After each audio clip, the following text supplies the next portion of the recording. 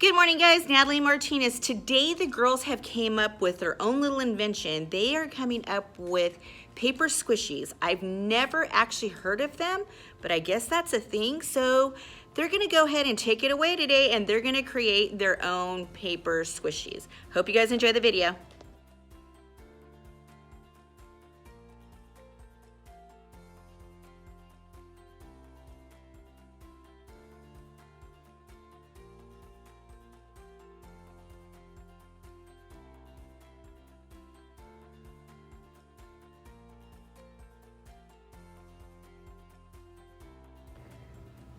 Okay guys, I'm here with Jackson. Hi. And Victoria. Hi. And they came up with this, they're called paper squishies. Yeah. That's what they made.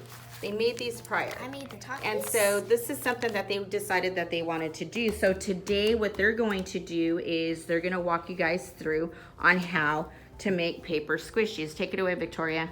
Okay, so first you're gonna need to decide what you're gonna be making a paper squishy. So I'm gonna do a donut, and I'm gonna be doing a donut as well, but a maple bar. Awesome, okay. So then you guys just design it and then you cut it out. Yes. Got it. Okay, so go for it. You're not gonna color yours, Jax?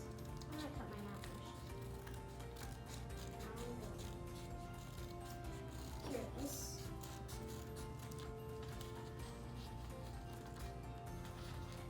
And we use different items around the house to make a complete circle or a good circle.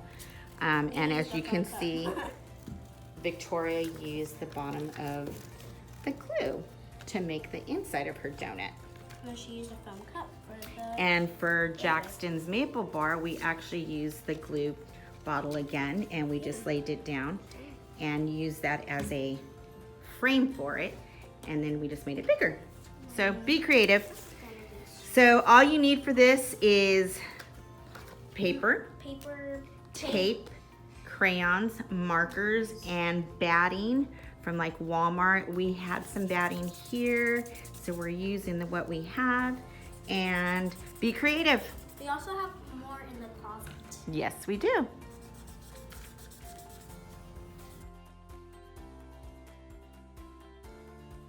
So now you guys are done taping. So you guys left edges open, right? Okay, so you guys can start stuffing.